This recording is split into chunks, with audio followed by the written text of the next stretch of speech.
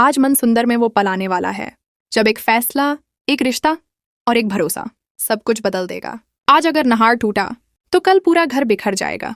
आज घर में अजीब सा सन्नाटा पसरा हुआ है। ऐसा लगता है जैसे हर दीवार किसी तूफान से पहले की खामोशी को महसूस कर रही हो। नहार अकेला बैठा है, आंखें सामने, लेकिन सोच कहीं और भटकी हुई। उसके मन में बार बार वही सवाल घूम रहा है, क्या उसने सच में रूही को समझा था या सिर्फ अपनी जिद देखी। रूही कमरे के बाहर खड़ी है। उसके कदम अंदर जाने से पहले ही रुक जाते हैं। वह जानती है आज जो भी कहा जाएगा उसके बाद कुछ भी पहले जैसा नहीं रहेगा। वह धीरे से अंदर आती है। नहार उसकी तरफ देखता नहीं, लेकिन उसकी मौजूदगी महसूस कर लेता है। रूही भारी आवाज में बोलती है कि उसने कभी नहार को धोखा देने की कोशिश नहीं की। उसने जो कुछ भी किया सिर्फ रिश्ते को बचाने के लिए किया। वह कहती है कि कई बार सच बोलना आसान नहीं होता, क्योंकि सच सबसे पहले अपनों को ही चोट पहुंचाता है। नहार पहली बार उसकी तरफ देखता है। उसकी आंखों में गुस्सा नहीं बल्कि थकान है। वह पूछता है कि अगर भरोसा ही नहीं था तो यह रिश्ता किस बात पर टिका था। उसकी आवाज में दर्द साफ झलकता है। इसी बीच दादी वहां आ जाती हैं।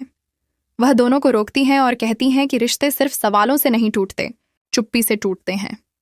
वह नहार को समझाती हैं कि रूही की खामोशी कमजोरी नहीं थी बल्कि डर था। डर इस बात का कि वह उसे खो न दे।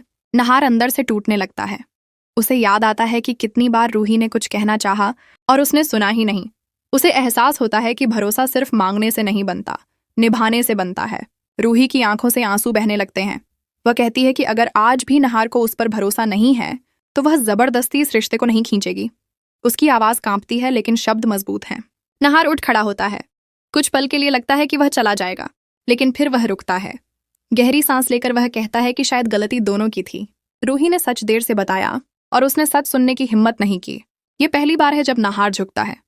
वह कहता है कि भरोसा टूटता जरूर है, लेकिन अगर दोनों चाहें तो फिर से जुड़ भी सकता है। रूही चुपचाप उसकी बात सुनती है।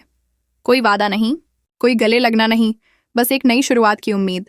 एपिसोड इसी मोड पर खत्म होता है, जहां सवाल अब भी बाकी है। क्या यह रिश्ता सच में बच पाएगा या यह सिर्फ तूफान से पहले की शांति है?